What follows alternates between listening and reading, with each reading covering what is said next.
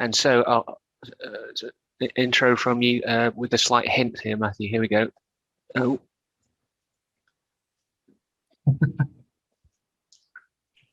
Yeah, that's me. Yes, I'm currently a senior analyst programmer at Freeman's Brand Holdings, which is based in Bradford. I live in Steeton, which is just on the outskirts of Keighley, nearest city being Bradford. I've been there for 4 years. Previous to that, I was working for Hermes, the parcel delivery company, in the IT department. Currently, I'm technology-wise, we use a ZOS mainframe with VSAM, kits, natural programming language, Adabas, and DTV COBOL. So it's very back-end stuff. It's nothing sexy like HTML or anything like that. It's all back-end stuff.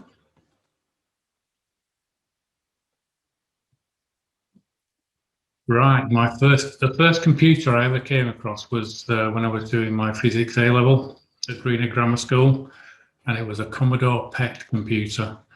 We were all ushered into the computer room, and when I say computer room, I mean it was one computer in a room to watch a simulation of radiation decay. And there was about 4 or 5 of us in there, and nobody could get it going apart from me. And I can't remember to this day how I managed to get it going, but I think it was a sign of things to come. I did.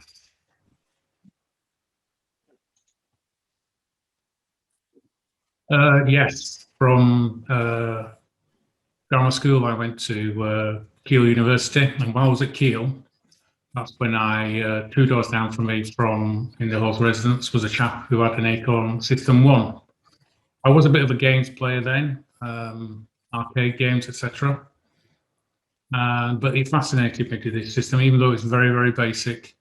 It had a hex keypad and a little LED display, and I think memory cost an absolute fortune. It had a bit of a bitmap display to go with it. But I persisted with it, and I entered a few games from listings. It was the hexadecimal input keypad. And he actually said, if you ever get some money together, this is what you need to get, and it's an Acorn Atom. And I got the kit, which is £120, a lot of money in those days. I think the price for a pint of beer at that time was about 50p. So you can get the idea of how much it cost. It arrived, I got it October 81. It arrived, assembled it, and it didn't work properly. So I had to send it off back to Acorn, and they fixed it for me, sent it back. And from then I devoured it. Especially the small book that came with the manual, Atomic Theory in Practice. Within a month or so, I was coding up computer games. And these are some of the games that I did for myself, basically. One was called Triton. It was like an underwater scramble type game. Vertical scrolling, dropping bombs on things. It was very much character based, not so much bitmap based. Another game I wrote around about at the same time was Bomber. You might have seen this plenty of times. It's an aircraft descending, and you have to bomb skyscrapers so you don't push into them. And the more you bomb them, the further down the screen you can get. I suppose I had to write a zombie game as well, just to get an idea of various artificial intelligence, how the zombies would come towards you. And the one that I really did put some effort into was a pool. You might have seen a 2D pool arcade game at the time where you had a dot going around the outside of the table, and that's how you did your aiming. I did quite a nice rendition of that. I think it was in 2 colors, if I'm not mistaken, monochrome. And then I moved on to Tank Arena, which was a Battlezone type game. I actually took that to Micropower, and they were interested enough to take it a bit further, but unfortunately it didn't go any further than what I had. We were going to do a tank arena on the BBC, but unfortunately never happened. I did produce a demo. Yeah, moving on to the BBC Micro. In late '83, I saw a advert in Personal Computer World. Atari Soft were looking for programmers to convert their games to other systems other than their own 8-bit computers. And they gave a list of games. It was a small classified ad. They gave a list of games. One was Battlezone, various other things, and a list of the computers that they wanted converting to. At that time, I'd already got a Battlezone demo and a Tempest demo, but they didn't specify Tempest on the actual advert, but I sent them both in. And I think early '84, Easter '84, I went down to see them in Slough. I met a chap called John Knowledge, and it was a very informative afternoon. The HQ was absolutely massive. There was games areas, there was testing areas, there was warehousing. It was quite a big operation. I actually saw Battlezone on the PC at that time. And we discussed these two projects. And he said he was quite impressed with the Tempest, so they were going to try and push for Tempest to be published first. They would have to refer it back to America and then follow up by Battlezone. Now, halfway through Tempest, they had a change of heart. They reversed the policy of converting the games to other systems. I think everything else, they had published a few games at that point, and anything that was close to being completed, they would complete, but everything else got abandoned. Tempest was close to completion, so they saw and found out a suitable publisher, which was Superior Software in Leeds. And I went to see Superior, must be late '84, early '85, to see about making a few changes to the game so that they could put it out, put their logo on it, etc., on the loading screen. And a few key changes I think there was in there sometimes. So in '85, that's when Superior published Tempest on the BBC and the Acorn Electron. Then after that, I submitted a few more games to them. Too Much Earrings being one. They rejected that, which I then passed on to a small outfit called Black Knight Computing, and they released it. It had a small release for it at that time. The other game I did was one called Grey Wolf, which was a U-boat simulation program. It was done in 3D. It looked quite extensive. I sent it off to Superior. Chris Payne gave me a call not so long after saying that they loved it. They wanted to do lots of screenshots and plaster swastikas everywhere on it. Probably a bit iffy these days. And that's the last I heard of it until about 2 or 3 weeks later when Richard Hanson phoned me up and invited me to come in and discuss a project they had in mind for me. So I was quite puzzled. So I went in to see Richard and Chris. We went out to lunch. We discussed the project over lunch. Me being quite naive at the time, only 24, I thought I had to pay for my own lunch, so I ordered the cheapest thing I could get, which was probably chicken Kiev and a glass of Coke. Not really realising that at the end, Richard picked up the tab, which I think was about £12 or £13 for the three of us, which wasn't too bad at that time. And they discussed Repton 3. They told me about Repton and Repton 2. I had briefly seen them. I had known of them. I didn't know how successful they were at the time. They told me that the original programmer, Tim Tyler, wasn't interested in producing a sequel, a third version. I think he'd had enough at that time, perhaps made him a bit too much money.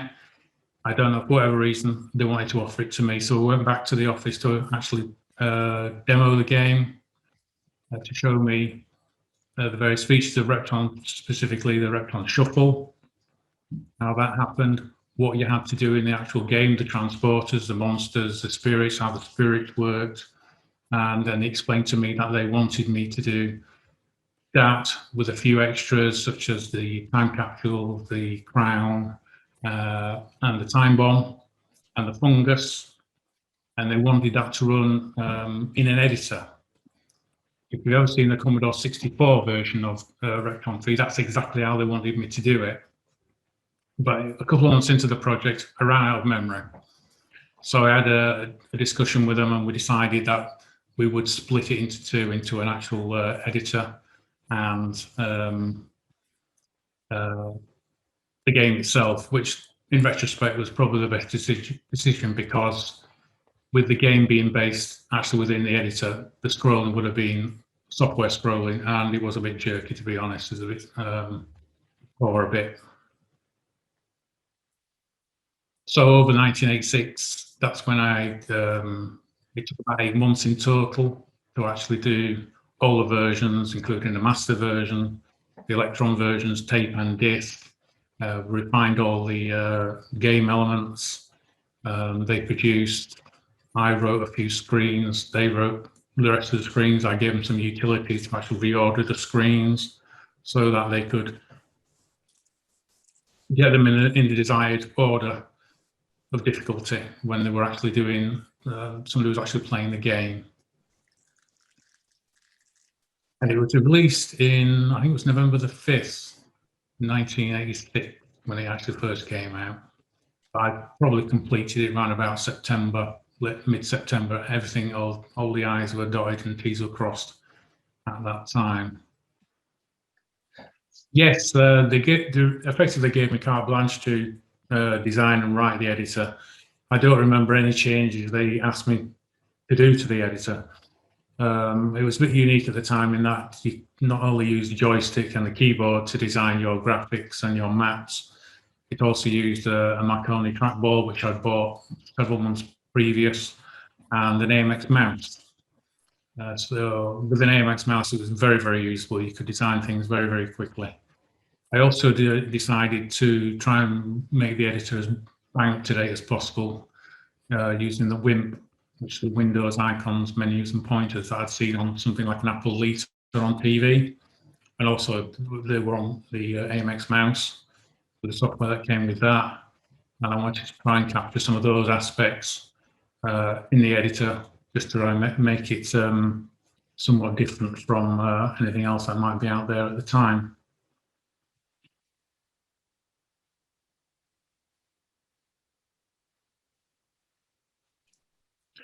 We designed the screens. I designed several screens. Presets that probably you took out from Finale that were released with the final game. That's Finale. That's one that's designed by me. Probably a bit. I don't recognise it at all, to be honest. But I'll take it as read that I designed it.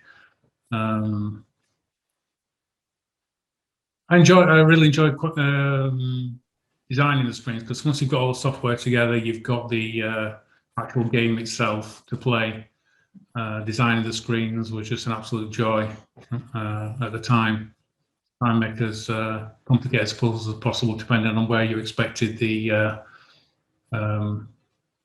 game to be within the pack of within the level set.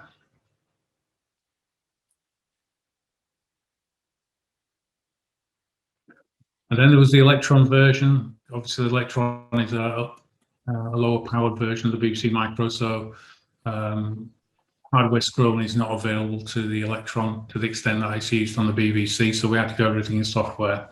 As per the previous two, Repton and Repton 2, we have a window in which a smaller version of Repton moves around with smaller graphics. All of these have to be designed individually as well. So you are effectively doing two games at the same time, along with the editor as well, and the tape versions and the disc versions. I think each graphic used about 96 bytes, something of that order, whereas in the BBC version, you use 128 bytes for each frame graphics. Okay, and it's at this point we invite Dave Jeffery to come in and give us a fan's perspective of Repton 3? And, I bought Repton 2 and I was absolutely crazy about it. And I was designing levels for Repton 2, even though there was no editor for Repton 2.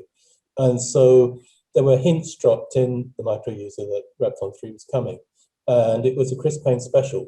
Repton was special for Superior because they always did for Repton 2 and Repton 3, they did a quarter-page teaser advertisement. So in the November edition of the micro user, they had this teaser advertisement for page 126. And, you know, it was torture because I had to wait until Christmas until I could get my hands on Repton with an editor. Then the next month, it was always a December edition, which came out at the beginning of November. Then there was the actual advertisement for Repton 3. And like Matthew, I was reading it and reading it and reading it, and studying it and studying it and studying it, and looking at how the abstract graphics were different and what differences I could see and how I would imagine the fungus was working. And it was absolutely, and you know, my parents didn't see me all that Christmas because I was, you know, playing Repton 3 and designing screens, and it was an incredible game, and it's wonderful to have something that was creative. And the good thing about Repton is that you can pit your wits against somebody else, and so it had a completely different life, because you could try and fox somebody else, and so it was really special. It was a really special release, and I think it was the most exciting thing I've ever had in terms of buying a game. So okay. Okay, thank you for that, David. And then we move on to the many conversions that were done of Repton 3, and back to Matthew.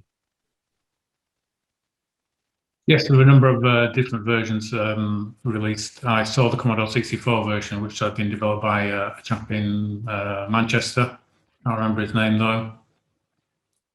The Archimedes version was done by a chap called John Wallace, recently retired. I think he worked for GC Marconi at the time, and he actually paid me a visit one day. He didn't strictly need to come and visit me, but Richard Hanson said, "I'd like to come and visit you, you know, just to shake your hand, basically, for writing this game." He brought his Archimedes with him, and he showed me what he'd done at that point, and it was in quite an advanced state. And at some point, I think it's 1988, they actually released Repton 3 with all the different packs on one disc, and put it out for the Archimedes. I don't remember seeing if there is a CPC version anyway. If it is around, then I've never seen it. They have seen the Commodore 64 version and the ZX Spectrum version of Repton and Repton 2. But I never saw Repton 3 on the ZX Spectrum, although I do gather it was written, but it was never released.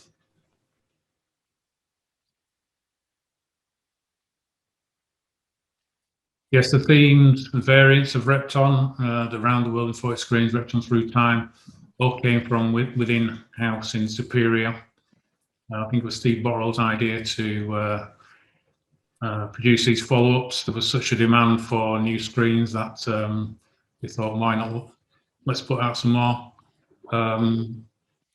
Once they did Around the World in 40 Screens, I thought that was it, to be honest. And then they went and produced 2 more, so there must have been some extra sales in there. In fact, there were, because I used to get, you know, quarterly royalty statements from them. So yes, through much of 87 and 88, the royalties were still quite good from the sales from these various variants that they produced.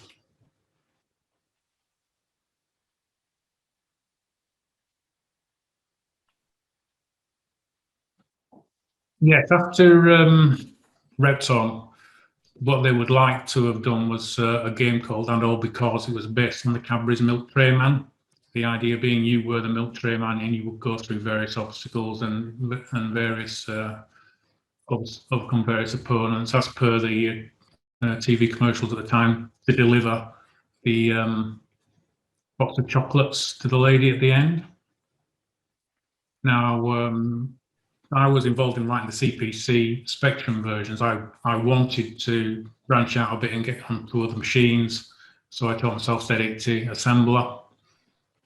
When I initially went in to see Superior about taking up this project, I do remember seeing a note on Richard's desk saying they either wanted to steer me onto this or steer me onto doing Repton 3 on the Commodore 16. Now, the Commodore 16 was a bit of a put down Commodore 64, and I didn't think it was capable of doing Repton 3 any justice. So they steered me onto this. They'd already got an Atari ST version in quite some advanced state, and that looked very good. They've got licensing from Cadbury's marketing manager. So all the different versions were going ahead. By mid, would it be 87, 88, something like that. The news came that there'd been a change of the marketing manager at Cadbury's, and being associated with video games wasn't really what they were up to. So they decided that they pulled the plug on a project. The CPC version was nearly finished. Wasn't too far off me doing actually translating it to a Spectrum version. I think the BBC version was quite advanced as well, and the Atari ST version was quite advanced. So unfortunately, it was quite a lot of work that never saw the light of day, unfortunately.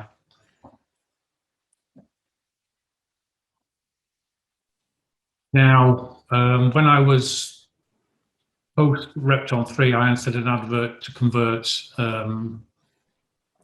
James Bond, Living Daylights, to the BBC. I went down to see Domac in London, just outside Wimbledon. And while I was there, I saw a version of Star Wars running on an ST there. The software product manager at the time said they had some difficulties finding somebody else to actually do the BBC versions. They just couldn't find anybody. Now, when I was at Superior previous, I saw a game called Nautilus, which seemed to be some sort of underwater Star Wars elite type game, and it looked very good. And I was given the details at the time of who had actually done it.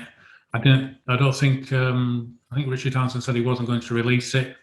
So when I was down at Domac and they said they were having trouble, I actually said to them, look, there's this guy called Danny Gallagher running an outfit called Vector Graphics up in Leeds somewhere. I think he's your man. And sure enough, they got in touch with him, and quite a good commercial relationship for a number of years, producing games for Domac.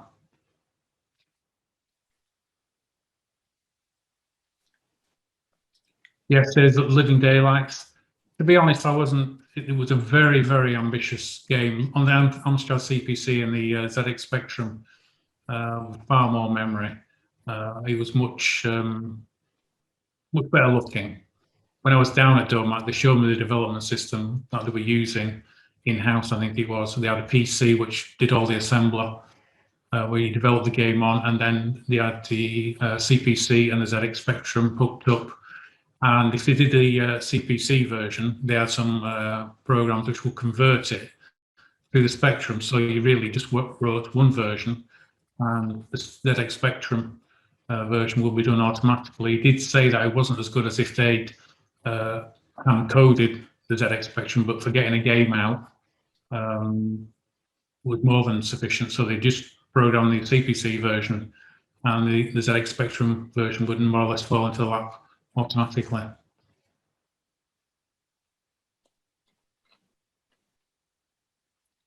Yeah, a couple of other games I wrote at the time. One was trying to get somebody interested. One was Operation Sea Lion, which eventually ended up on the front cover of Disc User magazine, which you may recall was a magazine with a 5¼ disc in a plastic bag on the front. And this concerns, essentially it's a board game. It concerns you taking a part of the British defence, or if I remember rightly, you could take the part of the Germans as well. And it's Operation Sea Lion, the projected invasion of the United Kingdom in September 1940. And again, I used the AMX mouse and the mouse system to try and produce a game that looked and behaved like the WIMP system, with icons you can click on, drop-down menus, folder top you could click on to get your the various information that you needed to control your forces and hopefully win the game.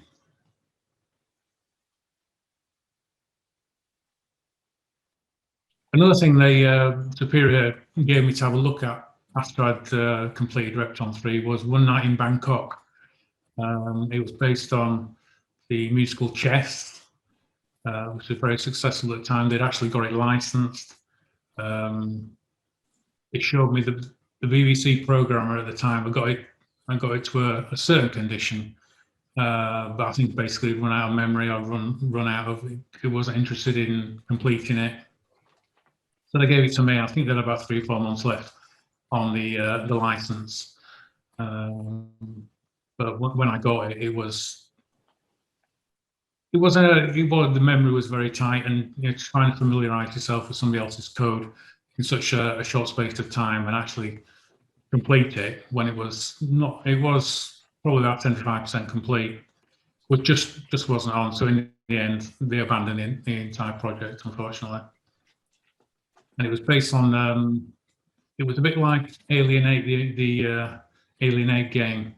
You had an isometric display, but on which you could move chess pieces and other things, and all the puzzles, etc., were based on moves in chess, moving chess pieces around on a board.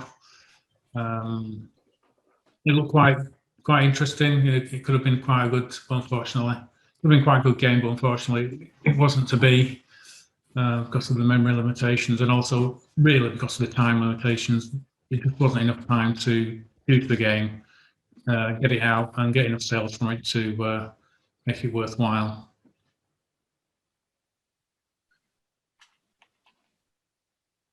Now, Thor was a game I had an idea that I would, round about the same time as, or just before the games packs came out for Repton, I thought I would take the game engine for Repton 3 and rework it into a sort of Viking type game with different graphics, etc., using the power of the editor. But obviously, got picked to the post with that, with all the expansion packs. So in the end, I must have done about 4 or 5 weeks work on it when I realised, when around the 140 screens came out, that it wasn't really a goal, because you could essentially do the same with the BBC editor and the game. So it was put to one side and quietly forgotten about. Now, towards the end of the 80s, I was very much into playing Elite, and I wanted to do my own version of Elite. So I decided to, I wrote UIM. It took about 18 months to write, I think, in total. It was disk-based only. You needed 16K sideways RAM to run it. I initially gave Superior Software the first refusal, and they did refuse it. So by that time, Steve Botter had left, and it was running Impact Posters, Impact Software, with his brother Mark. So I sent it to him, and they were quite pleased with it. So they gave me a nice advance to finish it all off, and it was released in 1989. UIM being Ultra Intelligent Machine. So from then, I essentially switched over to trying to write software for the Archimedes. I used the opportunity to transition over to the Archimedes to learn RISC-OS, an ARM assembler, to convert this game to run on there. I actually had, at the time, had an A3000 and my BBC Micro, and I had a serial link running up between the two to transfer the software across. Not so much the software as in the data, or the data for the maps, etc. It was quicker to transfer it across by a serial link to the Archimedes and use it within programs I was going to create on there to write the Archimedes version of UIM, and that came out in 1990.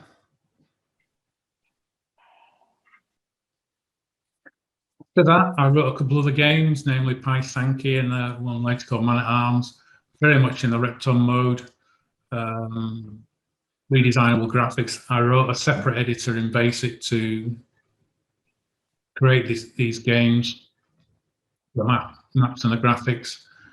It was also based on an idea that I'd had previously as a follow-up to Repton 3. It was going to be called Repton Zodiac. Essentially, you're going to have, it's going to be Repton 3 Plus. You would have an editor in which you could control various aspects of various objects, whether they were flippy left or flippy right, according to when rocks fell on them. What objects would transmute into what other objects. You know, if you picked up a key, this would turn into diamonds. You would have a series of checkboxes to do that.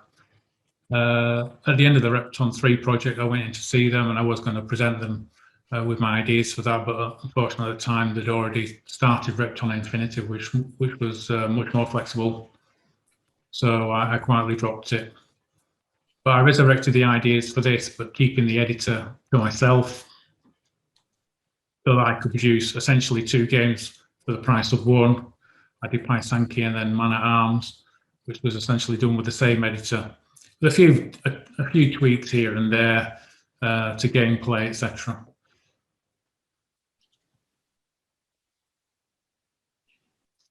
Now, Hypercube is a 3D Tetris type game I wrote, and I think it was a risk user who put it onto their cover disc. I may be mistaken because I don't have a copy of this anymore, and if anybody knows what it is, I'd be very pleased if you could point me out to it.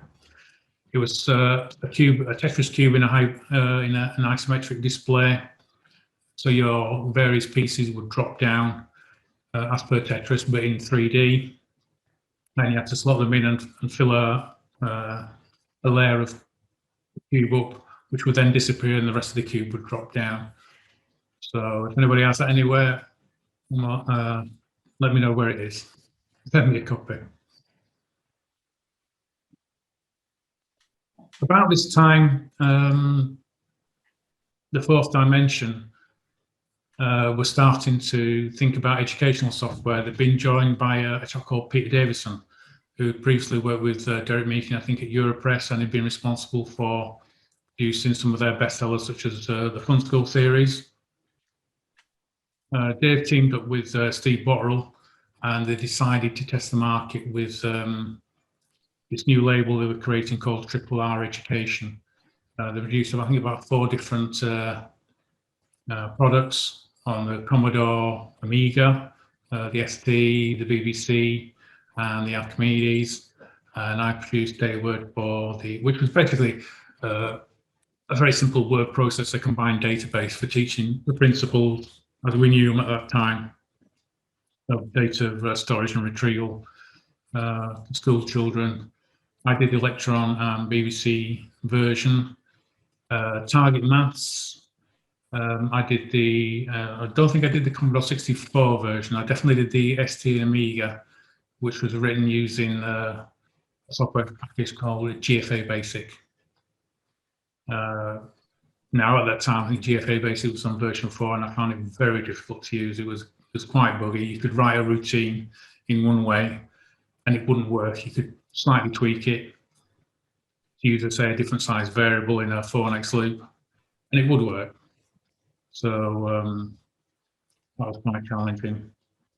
Overall, the 4 programs went down quite well, so they decided to branch out and produce the next label, which was 10 out of 10 educational systems. This is when they decided really to throw some effort at it. I produced the first couple of versions, the maths number and the English, and the menu system and reward system with charts and medals, etc. That was the core of the system.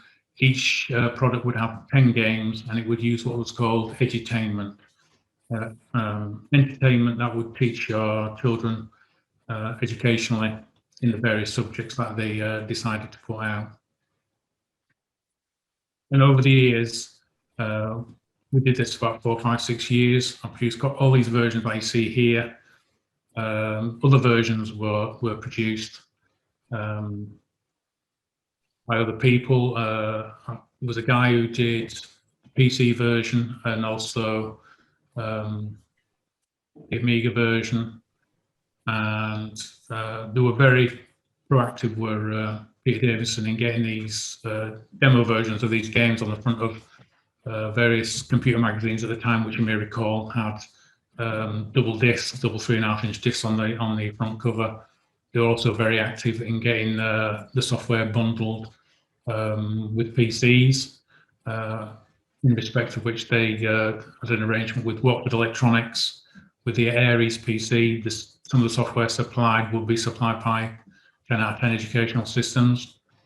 So overall, it was quite an intensive period, and it suited me as well because at that time, the days of the one-man band were rapidly coming to an end. Games were being developed by 3, 4, 5, 6 people at a time, each with their own specialist knowledge. A programmer, 2 lead programmers, music, graphics, etc. One-man band by itself just couldn't compete with that sort of competition.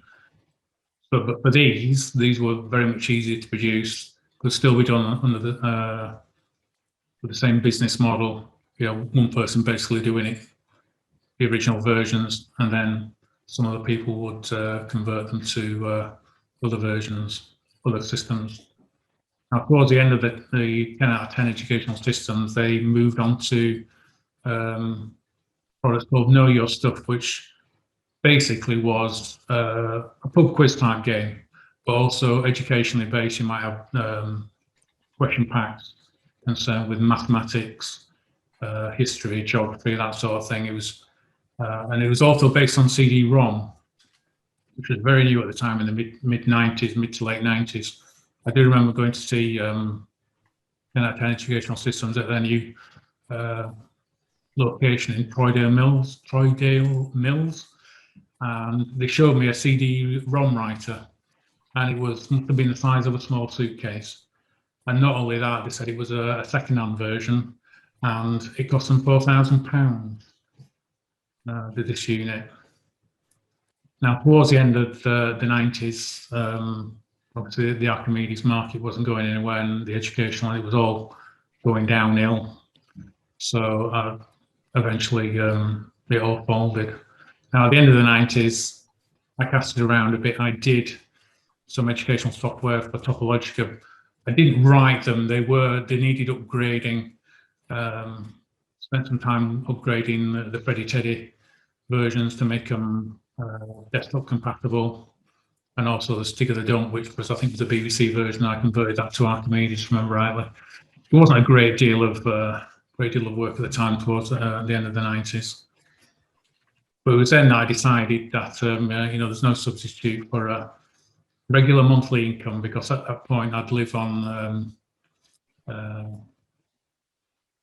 royalties. Yes, the Silver Ball, the Value for Money range. I did a few other projects towards the end of the 90s. Essentially, they were vanity projects. There was something to keep me occupied, and possibly maybe some money, even though the Archimedes market at that time was rapidly contracting. So I did Silver Ball, which was a pinball simulator, also followed by Silver Ball 2, which was unreleased but released as freeware. That had an editor in it, so you could create your own tables with your own pins, your own graphics. No, sorry, not your own graphics. You create your own tables. You could select the backdrop from a number of graphics, and all the physics was already there for you. So you can produce quite a few tables. I also did Pyrotechnic, which you may have seen. Somebody may have seen. It's a fireworks simulator. You could create your own fireworks. The different types of fireworks. You could have a standing firework, essentially a Roman candle type of firework, or a rocket, and you could decide how the particles came out, what sort of effects they would have, how long the particles would last, what colours they would do, if they split into other particles. So you could make fireworks essentially that you couldn't have in real life. You could have quite a cascade of display coming out, and that had a textured landscape on which the fireworks NATO was launched from, and it was all done in 3D that you could move around. It was quite pleased with that, although in the end it didn't really do anything for me commercial wise. So now, at the end of the 90s, that was when I decided there was no substitute for a monthly income, and that's when I got a job working at Stratton in Bradford. just before we go there, though, Matthew, a little bird in my ear tells me that you did a hard driving demo. Ah, yes, there's some other release games. Yes, in the early '90s. I mean, there may be a theme running through this, in that I'm quite taken with the Atari games, and I got a book about computer graphics, theory and practice, and one of the color plates in there was from the hard driving game. I'd never seen it, but I was quite taken with it enough to produce a demo, a reasonable demo that I sent off to, I think it was Ubisoft had the license at that time. I know they had produced a number of other Archimedes games, so I sent it off. I got quite a positive letter come back. They said they'd like to see a few vehicles moving around on screen, because at the moment I think you could only move around on the track. You could go around the loop that was on there. I think a few objects were on there. There was the landscape with an exploding volcano, you might know from Battlezone. I don't think that was on the original. And a sun in the sky. So it's all done in full 3D, all fully as per the original, although at that point I hadn't seen the original. I did push on a bit further and sent it off, but I didn't get a reply, so either they got it or didn't like it. But by that time, I'd transitioned over to doing the 10 out of 10 educational software.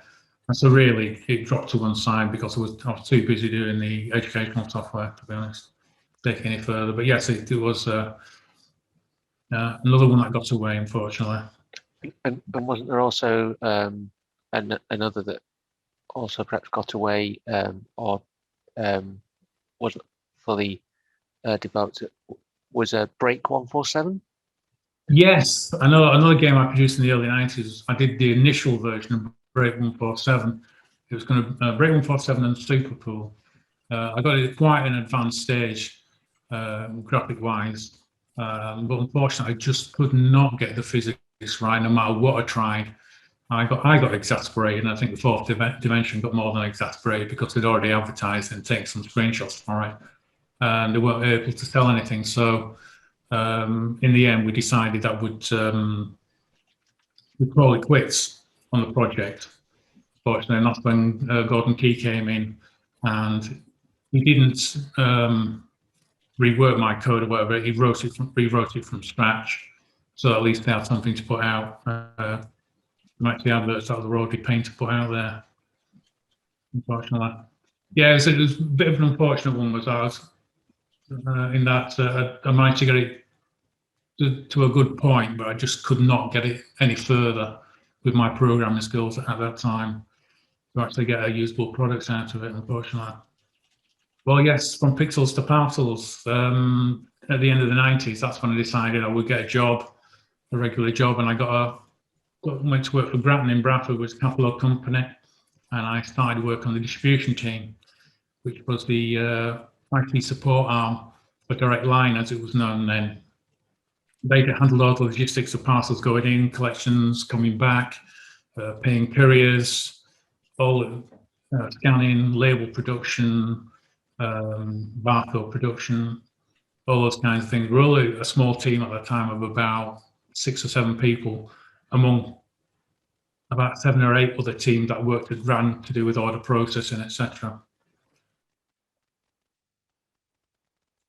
The direct line, so eventually in 2000, after they merged with Freeman's, they spun Direct Line off into Parcelsnet, and then a few years later it became Hermes, which you're probably familiar with. And I worked for Hermes in Hermes IT right up until 2016. Then, of course, Repton will not die. It's very, very popular. So I was approached in 2010 to design a few screens for the Repton: The Lost Realms, which I did, and I was quite impressed with everything. I believe everything was done from scratch and done very well. So I thought, yes, there's more to it than I realised. Yes, a few of the screens I designed on there. Quite pleased with it. Right, and then Now, by this time, I had more or less disposed of everything I had, not realised, I think it was about 2002, 3, 4, 5, something like that. I had got rid of my BBC Micro, my Electron, my Archimedes, any notes I had. I just basically had to clear out, not realising that it would come back with such force several years later, and there would be such interest. If somebody had told me in 1986 that I would be talking about this in 2021, I would have thought they were absolutely nuts. I thought that, this was the last thing that we were talking about. They may be talking about the latest computer games, not something that occurred, 35 years ago. Which is why one of the reasons I got rid of stuff, 15 years ago. I didn't expect anything to come back. I didn't think anybody would have any interest whatsoever. It would be a footnote in the video games in the UK. Okay, and if we quickly flip to this. Ah, yes, the solstice. Yes. I thought I sent these to Dave Moore, but I got him confused with somebody else. I must have talked to somebody online when I was working at Grattan, and I have to send them my source discs, and I sent them to him. He was going to put them online as part of an archive project, but it didn't happen. Then he passed them to someone else who kept them for about 15 years until they recently resurfaced. There they are. There's all the original source discs for all the various games I did at the time. I didn't think I'd ever see them again, and they've been, thankfully, they've been recovered, and I can actually look at my old programs again, which is a bit of a revelation, because some of them I remember, some I don't, and some I look at and I think, how the hell did I get away with programming it like that? There's some cringe-worthy code in there, to be honest. But some good code, as it shows, after all this time. Okay, this is more or less all the slides, Matthew. But before we wrap up, I was wondering if you could tell us, I guess, what bits did you like about the different platforms over the years, right? So you coded for, you went through you lived with, like most of us here, we went through the Acorn platforms over time. You wrote for Atom, yes, and BBC, and then Archimedes. What, as you developed the games through the years and the applications through the years for those, what were the bits that you liked about each of those platforms? Well, I must admit, something I didn't like, just to turn it on its head slightly, was when I got the Acorn Atom, and I realised that every time you wrote to the screen while it was trying to refresh the screen, you got screen noise, and I was really disappointed in that after spending all that money that you would have to code round that effect. You would get the white horizontal flex on screen. But the great thing about the Atom was its built-in assembler. The basic was fast, but the assembler was absolutely beautiful. It was all there for you. You didn't have to buy anything extra, separate program. It was built in. You could start writing assembler programs from the get-go, and literally a month after I started programming BASIC, I started writing my first assembler programs, all from the manual that came with the Atomic Theory in Practice. So the things I didn't like were the price. The price was enormous. I think for a pair of chips to give you an extra 2 kilobytes of RAM, it's something like £10 or £12 at the time. And I eventually expanded the Atom to the full amount of memory plus a 17K RAM board plus a colour board before I moved on to the BBC Micro. I think my favourite micro would have to be the BBC, because that's where I really cut my assembler skills on there. The graphics were excellent, far ahead of anything that the Spectrum could offer, and up to a point the Commodore 64, apart from the sprite. The sound was quite good, but not as good as the Commodore 64, because it had a dedicated sound chip. The only downside on the BBC would be the amount of processing power you had to assign to creating the sounds and the interrupts. Essentially, yes, the BBC was the best computer. I enjoyed the Archimedes, the extra memory, the the overall speed of it, which was phenomenal at the time. I remember taking my Archimedes down to local computer club, which was stuck full of Commodore 64s and Amigas and whatever, and there were a lot of jaws dropping when we ran the Lander demo. That's about how, you know, what the Archimedes could actually do as regards processing power, the actual speed of it. But also, when you're used to having, say, 32K of RAM on the BBC, when you've suddenly got half a megabyte or a megabyte of RAM on the Archimedes, there's a bit of dread that comes over you, thinking, how the hell am I going to fill this? How am I going to you know, create a game that's got so much memory available to me? How am I going to fill it? How am I going to stretch this computer to the limit? So yeah, overall, I think it was the BBC that was and still does. I do enjoy the programming still to this day. Well, speaking of which, I think we could take that as our cue to go to a slide I quickly whizzed over, which is this one.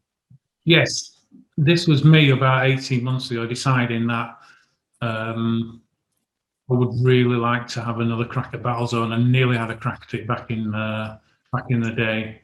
Unfortunately, got overtaken by events with Atari Soft changing direction. Produced Tempest. I did produce a demo of Battlezone back in the day, and I took it to Richard Hanson at Superior Software. Well, I think I mentioned it to him, whether he was interested in putting out a Battlezone license version as well. But he said he wasn't. Basically, I don't think they wanted to do any more licensed games. I think one was enough. Maybe the conditions were a bit onerous from Atari. And also they had Battle Tank out at the time, maybe a year or two previous. So perhaps the sales from a Battlezone license version wouldn't be quite what they would expect. So a couple of years ago, I decided, 18 months, I decided, oh, I'll have a crack at this. Because I've got no, I'd have to do it entirely from scratch, which I have been doing. Try and make as close a version of Battlezone for the BBC Micro as I possibly could, and the Acorn Electron, although the Electron version at the moment is probably looking a bit iffy due to the speed of it. If you are going to run it on an actual machine, you're probably going to need some acceleration, some turbo setting on the Electron. On the BBC, it runs quite all right. It's a reasonable game. But one thing that I came up with about several months ago was try and emulate the Atari Mathbox, the original Atari arcade machine.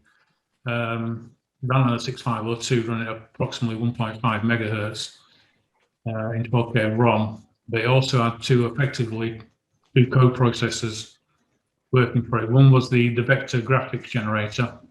The 6502 could send line segments to the vector generator. It would clip them and it would render them on screen.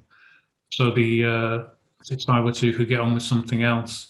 And it also had a math box based on some custom chips and a custom array with its own programming language, into which you could, essentially it was to do with multiplications, divisions, dot products, square roots, etc. All mathematical functions that you could do on the 6502, but would take too long to do. So I decided to harness the power of an ARM processor to essentially do that. It would use, the main program would run on the BBC, essentially overturning what the second processor would normally do. You'd run the main program on the second processor, and the BBC would do the fetch and carry. The BBC would run the main program, and then periodically it would call various functions down the tube to the ARM second processor, and it would return results. So that proved quite successful. Effectively doubles the speed of the game when you actually turn the processor on. It does all the calculations, the rotations. It also helps to render the lines as well. I pass a line segment, XY coordinates to the ARM. It calculates all the screen addresses and pixels, and then the BBC just reads those and renders them to the screen. So all the details you see on screen to do with 3D graphics and the landscape are actually rendered on the ARM. It's just the BBC throwing them onto the screen for you to see. Now it's a couple of months off being completed. At the moment, I'm working on the AI. I've got all the objects defined. In fact, online, there is a website called 6502 Disassembly Projects, and that disassembled the Atari ROMs for Battlezone, the Revision 2 ROMs. Very good disassembly. I was able to pull out all the vertices information for the objects, so all the objects are totally accurate, all the 3D objects in there. And also I can study the code and figure out how I can do my version of, say, controlling the tank or controlling the saucer within the actual battlefield. And that has proved quite challenging as well, because I've had to write everything from scratch, or there are various resources on the net to do with multiplication, division, etc. There's a lot to do with the NES system and the Commodore 64. There's some very good web pages out there detailing multiplication, division routines, etc. that I use within Battlezone. It's written in mode 4 with an interrupt partially downstream to get the two color zones, the red and the green. And it uses 2 screens of mode 4, so it's buffered, so there's no flickering of graphics or anything like that. But you will need, if you're running it on a standard B or an Acorn Electron, 1 bank and sideways RAM to run it in, so we can get these get it running as best as possible. As I said, probably a couple of months' time, which will be in a good beta position, and hopefully I'll be able to get it out there and some people can play it and test it and see what it's like compared to the actual machine. Okay, well that's quite the exciting development there, because although there's been lots of hardware development and with the ARM as a second processor, and I don't think we've seen some emulation from memory, but I don't think we've seen many examples of outside of course the classic Elite, where we've got the second processor in active use in the game, certainly an arcade game. So yeah, I think that brings us to pretty much the end of this presentation by Matthew, and I'd like to say thanks very much, Matthew, for taking us through all those games and educational software that you developed over the years, and thanks for bearing with us whilst we skittered around the slides a little bit. So yeah, I should also say that here on the on these ABug meetings that we're doing, should watch out soon for a part 2 where of this talk. Really, this will be around a deep dive into Repton 3, and you saw him earlier. That it's going to be hosted by Dave Jeffery. He will walk us through that alongside Matthew, I believe. So yeah, watch out for that in a future ABug Zoom event. And so that then brings us now to say, let's cover some Q&A. So we do have a couple of questions in on chat. So one is from Tricky, who says, do you know why Repton 1 and 2 were held back for so long on the Spectrum, and what did you think of them? No, I don't know why they were held back for so long. I wasn't aware that they were. I know they were. Superior did send, when they were available, Superior did send me down to an advertising agency in London, because you may recall from that time, they used to have, in places like Boots, you would have monitors attached to the ceiling with continuous tape loops showing the latest games, and the games are there available for you to buy. And they sent me down to this advertising agency so that I could play the various Repton 1 and 2 on the Spectrum, and they could take the relative the screenshots, the video clips, and put them together into an advertisement. Now I think that would have been about 1988, if I'm not mistaken. Just had a day trip down to London for that. As to why it was delayed, I don't know. Perhaps I think maybe it might have been somewhat out of area for that Superior we're working in. I mean, with the BBC and the Electron, they were pretty much dominant in the games market scene at that time. But with something like Spectrum or the Amstrad or whatever, they might be seen as just another software company, and not a big one at that compared to some of the competitors at that time. So I don't recall I've ever actually seen it on shelf anywhere, the actual software. So really, can't really answer why there was such a delay. That will probably be a question for Superior at some point. Okay, and a couple of more questions coming in. So actually, well, what is not so much a question. Stuart says, not a question, but a thank you to Matthew for the life of Repton. I should, how dare I mispronounce Repton, and many wonderful hours with the Repton editor. So You're welcome. I found there. And Colin asks again on Repton, did you ever hear from Tim Tyler what he thought of your Repton sequels? I did get a bit of feedback from, I think it was via a magazine, if not Superior, that he didn't like the scrolling, but I think that was about it. So perhaps the scrolling was a bit flickery at the edges. But that's about it, to be honest. Okay, and moving away from Repton, we have a question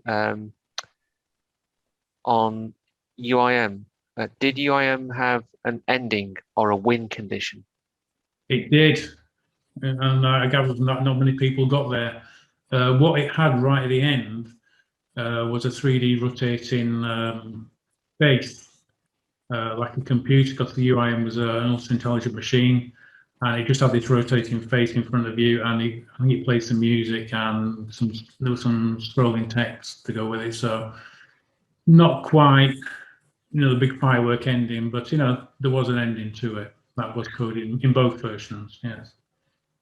I guess on the BBC, memory restrictions often came into Yeah, play I when mean, it came to ending. it was a very tight fate. I mean, we're talking about total number of vertices would have been about 12 or 15, something like that. It wasn't animated; it was just rotating round, a bit like the potato head, to be honest. It was something anyway. It wasn't just a congratulations, and you've got there just a bit of text and everything. It was a little bit of something for you to look at. Okay, and again on UIM, Stuart asks, Elite had a co-pro version. Did you ever toy with the idea of doing UIM with a co-pro back in the day? Not at all, even though I did have a 6502 second processor at the time. I think at the time I did UIM. Essentially, the BBC market was in quite a steep decline, and I wanted to transition over to the Archimedes, new Archimedes machines. So a second processor version would have been a diversion of effort, to be honest.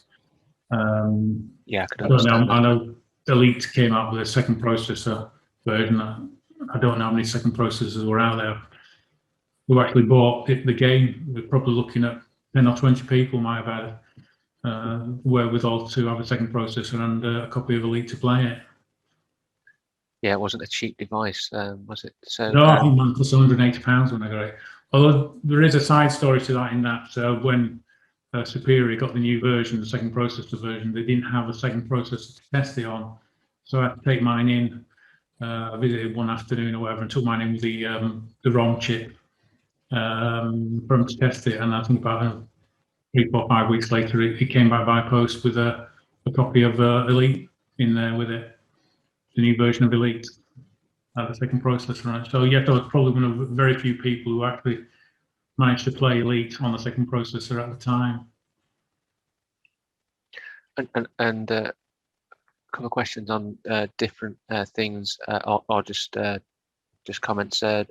So we have Ed telling us Ed runs the high score table competitions on the Stardot forums, and he's saying Tempest is the game that's currently being played with the high score table on Stardot presently.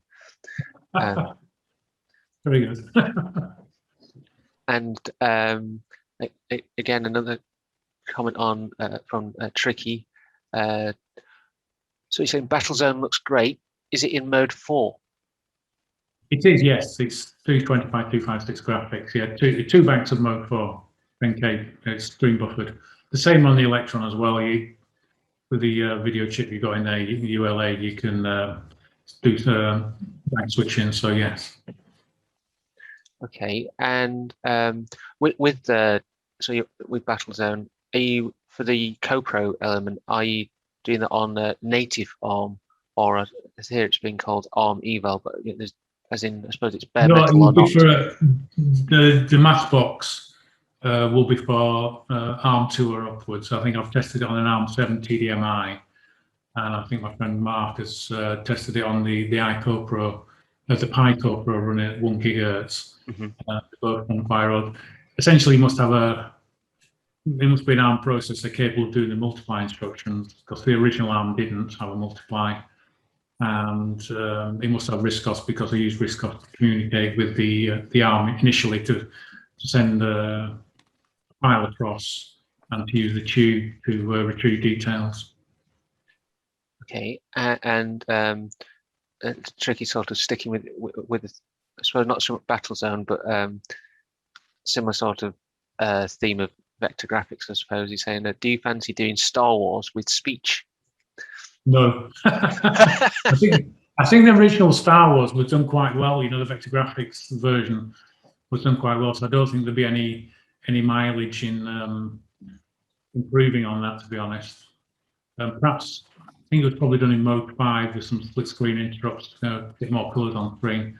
But it was quite, from my point of view, it was quite a good implementation at the time, and I don't think it'll probably suit being upgraded. I don't think there'll be much in it.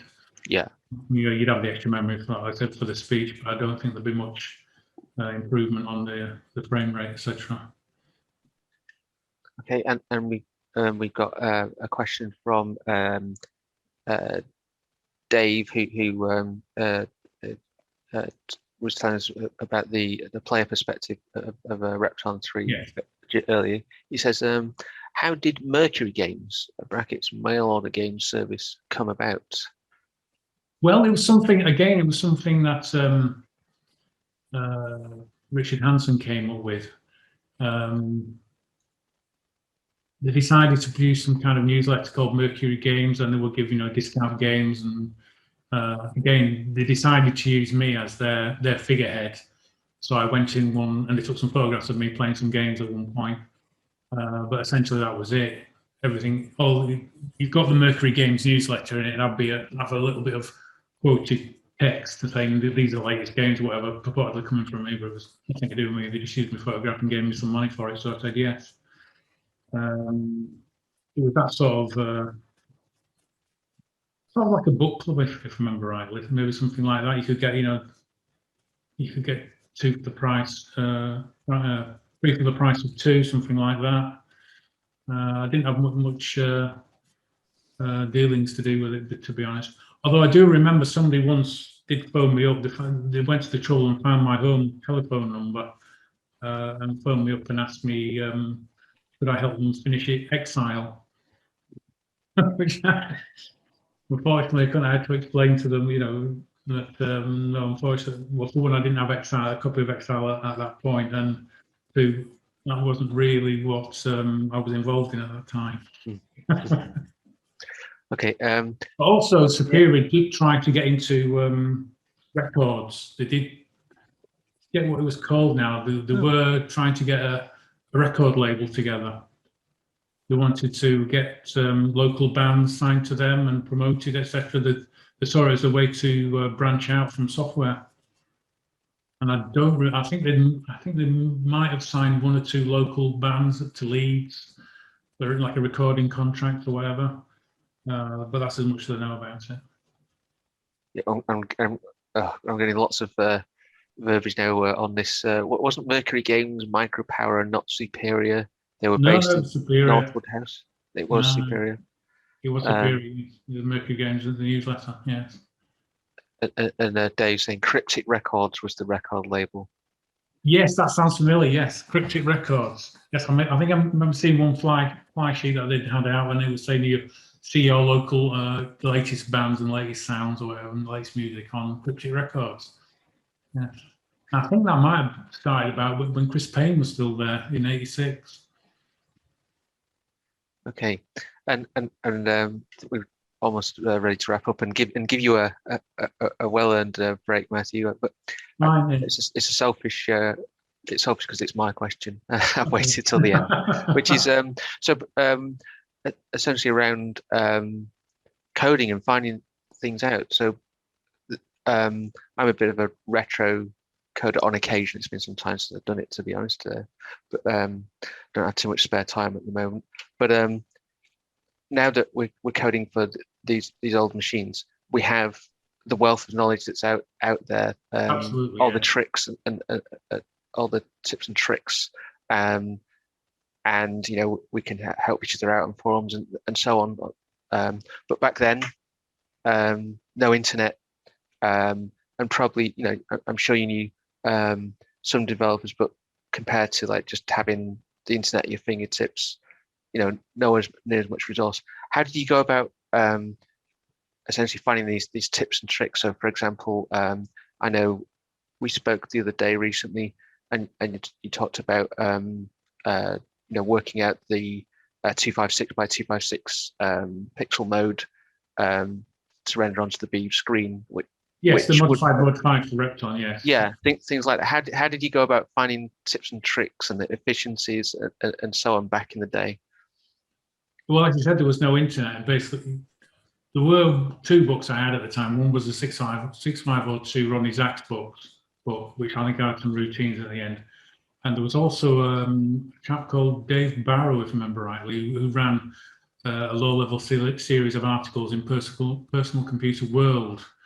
And he did, the magazine did accept routines for various processes, to do multiplication, division, etc. And they covered a couple of pages in there. And he did bring out a book which I think was called 6502 Assembly Projects or something like that, assembly program. And they had quite a lot of programs in there to deal with things like binary to ASCII conversion, multiplication, 8-bit multiplication, 16-bit multiplication.